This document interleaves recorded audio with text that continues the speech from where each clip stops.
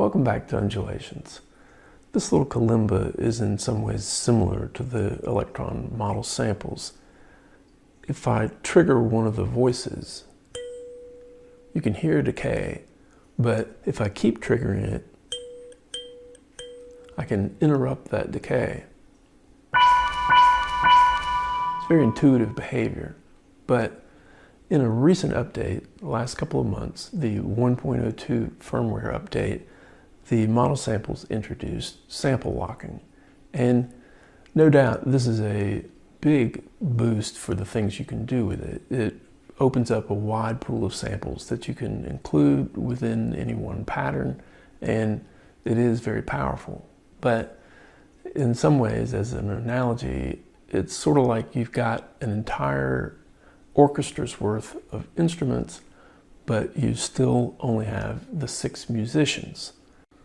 You can play different sounds, but you have to make sure that they're not interfering with one another.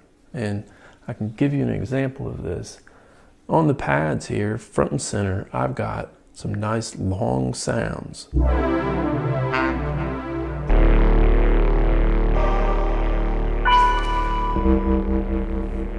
And then through sample locking, I've taken the trouble to put an entire groove and bass line down on the trigs. And so I'm using a whole different set of samples for that. And then now I can play the other sounds on the pads. But you'll notice some strange effects where if I just tap the first track,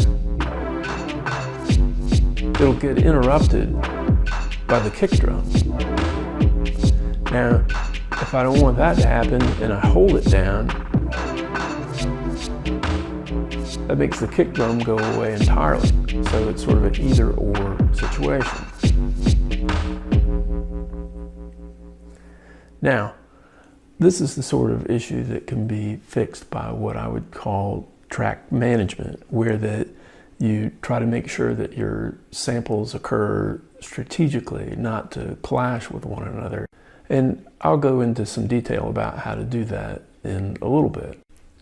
But before we do that, I think it's going to be useful to talk some about the Elektron Digitakt, which is the older brother, the more expensive brother of the model samples. As we discuss that, I think it will give us some guidance about where to go on the model samples. And so the Digitakt has got 8 tracks. That's nice, but that's not what I would consider the main difference between these two machines. The Digitakt has got inputs for external recording, which is great. You can sample your instruments, or it can even behave as sort of a submixer. You're listening to the model samples through the Digitakt right now. That's not such a big deal. I can record an instrument onto a field recorder and through my computer put that onto the model samples. So what is it? I think it is the internal recording of the Digitakt that really gives it its power and its flexibility for sound design and song design. For example, I have a few notes here that I like, and I like them as a chord. So I was able to record that internally and pop that out onto a track, and so it just sounds like this. And so instead of having to dedicate 3 tracks to that, I can do that within just one. And then this is not really very musical, but as another example, this is 7 layers that I did just the other day, sort of as an exercise. 7 layers of sound that I did only from 2 tracks. So you can just keep layering things, overdubbing things, and make things as complex as you would like. And say you want to make drums and a bass line, you can use all your tracks to do that and then collapse that down to a single track. And so a lot of this comes down to what your goals are for using the model samples. If you want to make a complex song, that may involve multiple passes through the computer to get things sort of compressed onto fewer tracks. You may be more interested in performing in a live setting. And what I'm going to talk about for the rest of this video as a goal is sort of in between that, where making the track is the performance. And so we see this sort of thing all the time where guitar players are working with loopers, or people using the SP404 or MPC samplers, or even things like Ableton Live, where people are tapping in beats, finger drumming on MIDI controller. And so the way we're going to get into this on the model samples is by using the delay as a primitive looper. And gotta say up front, it's not perfect. There are some issues with it, but there are also some ways to work around those issues. And overall, I think it's a lot of fun to play with. So let's dive in.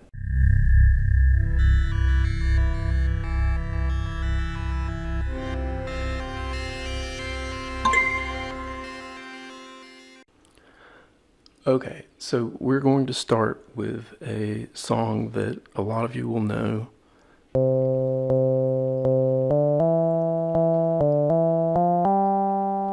And the thing to listen for is that this is a long decay sample, but you're not getting any blending because each note is stepping on the one before. So I'm going to play that through.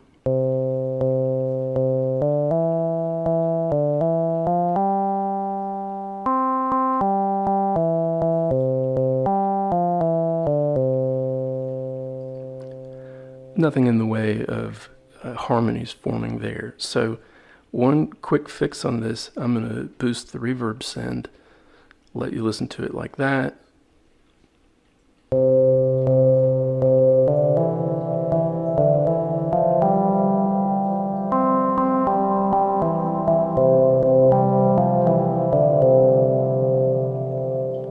And so that has a lot more harmony going on, and you could think of using a trick like that to extend something like a kick drum past its actual sample length. And so now I'm going to another pattern with an improved version of Row, Row, Row Your Boat that uses 3 tracks where the notes alternate in sequence. And this is the sort of thing you can do on any type of genre to allow one thing to get out of the way of another. So that sounds like this.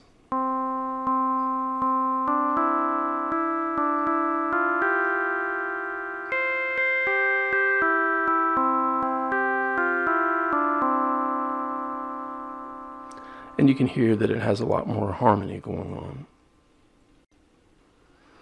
But now it's time to start introducing the delay. And first thing, I'm going to have the delay time maxed out at 128. And next, the delayed feedback, I'm going to set that at 100. Somewhere around 100 or 98 is a neutral setting where things don't get louder or softer. And this is the time where that I tell you that if you go over values of 100, especially for shorter delay times, this thing can run away very fast. It could hurt your ears, it could hurt your system. So be careful and make sure that you use feedback very carefully. And now I'm going to use Control-Alt to increase the delay send on all the tracks. So those 3 tracks that we just listened to are going to get sent into the delay, and that's like this.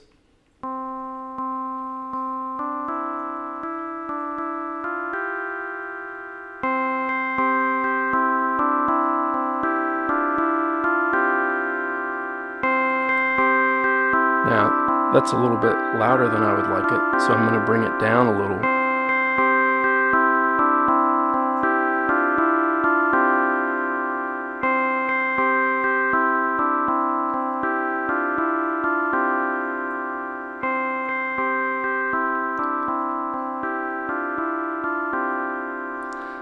And so what have we done? We've got the notes in there. It's not playing anymore. So right now we're using 0 tracks to get what we've got. And this is where we also hit upon sort of the first wrinkle of all of this. It's not exactly what we were expecting.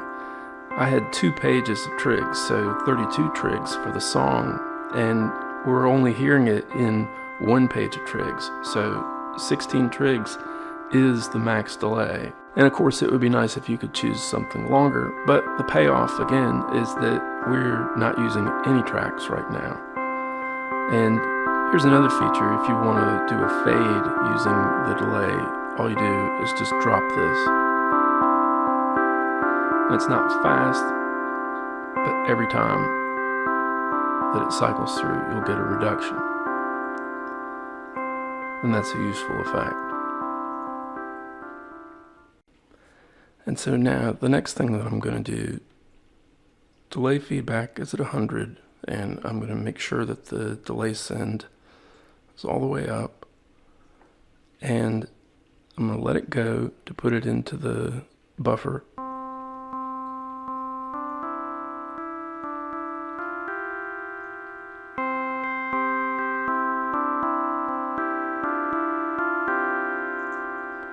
But then this time, instead of stopping the sequencer, I'm just going to turn the send down. So it's in there. Now, why do that? You do that in order to keep the loop synchronized with the sequencer. So when I go to this next pattern,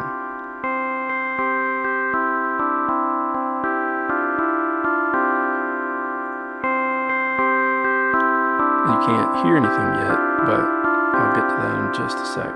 First thing I'm going to do is start a fade.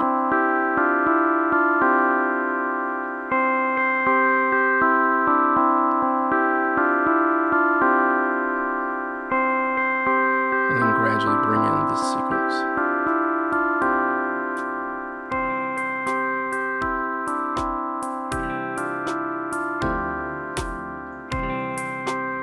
So if you think about it, that's quite a bit going on.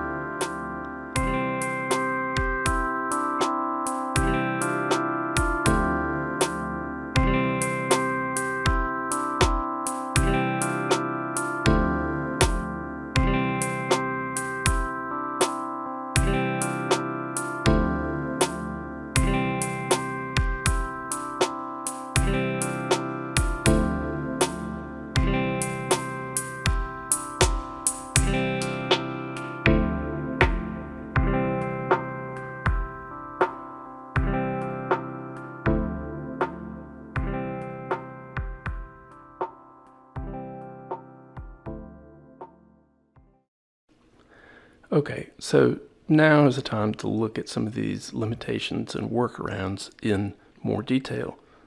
If I've got the delay maxed, as we just saw, that's good for 1 bar or 16 trig delay loop. And if you're up at 120 BPM, makes it seem kind of short, but bear in mind that we could drop the tempo down to the minimum, and if I hit this, you could play all sorts of things during that delay. It's 8 seconds. And there's no reason that you're confined to operating within the grid. So that is certainly a way to get around this upper limit of the delay time. The next issue with using the delay as a looper has to do with the sound architecture of the model samples. Normally we expect the looper to faithfully reproduce what we send to it. So for example, if we send a filtered signal to the delay, then we'll get a filtered signal back. But then, what about the reverb? I can jack the reverb send way up, and the echo is totally dry. And that's just a feature of the sound architecture. And the workaround for that, I would just say make your sample have reverb. So then that's always going to get reproduced in the echo. And that's probably the simplest way to work around this issue. But then the absolute kryptonite of this method is the hi-hat.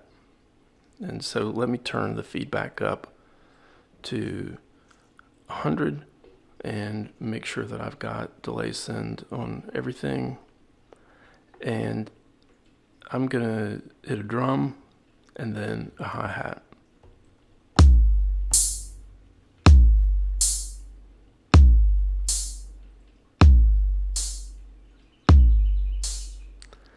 And presumably because of some filtering in the delay signal pathways, you can hear the relative intensities of those two hits changing. And the hi-hat is fading out much faster. Now, the kick drum is also mellowing, so I think this is a method where nothing's going to stick around forever as it originally started. And I think that's why it's particularly well suited to the lo-fi genre, but the sort of high-pass filter quality that we sometimes hear in lo-fi, that is not going to be kept and reproduced within the delay, so that will have to be on a higher layer. So before moving on to another demo of this type of technique, I want to talk about one more theoretical detail, which is the glitching that you can do by changing either the delay time or the tempo. And so much like the very first thing I did in this video with a little kalimba, you can get some pitch changes and tempo changes and things like that by changing either the tempo or the delay time. But I want to say that it's not exactly that intuitive.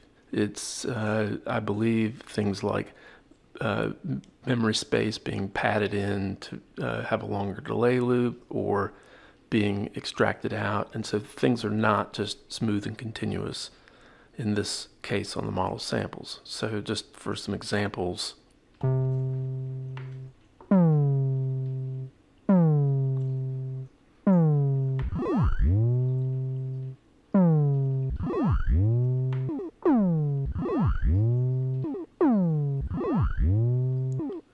and I think there is a rationale to it all, but it's probably better to just sit and play with it. And the only things I'll suggest are tempo changes up, tempo changes down, trying to do continuous tempo changes by turning the knobs very slowly, or doing discrete tempo changes, for example, changing from a pattern that has one tempo to a pattern that has another tempo. And I'll come back to this sort of thing at the end of the video. Okay, so here's how I have this next thing set up. I'm in pattern A9 now, but I'll be using pattern A8 to launch the drums, get them captured into the delay loop, and then come into this pattern, and I'll have the feedback turned up to 100 to keep the drums going. And then in this pattern, I've got a piano sample,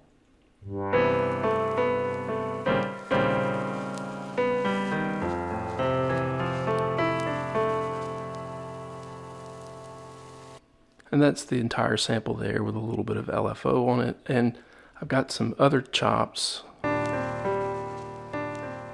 like that in track 2, 3, 4, and 5. And then I've got hi-hat over on track 6. So I'm going to solve this decaying hi-hat problem by just dedicating one track to that. And I've got some sample locking on it as well to be able to have a little variety on that. Moreover, I've also got it on 2 pages. So this is going to be 32 trig hi-hat pattern, and that will work just fine. You could extend it out to 64, even though the drum loop is only 16. So here's how that sounds.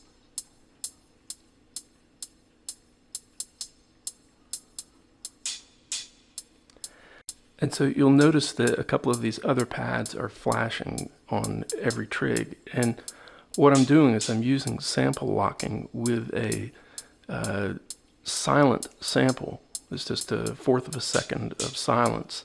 And what that's going to do is interrupt or gate these samples. So instead of having to play the the entire sample, whenever I let off, the next trig will block it out.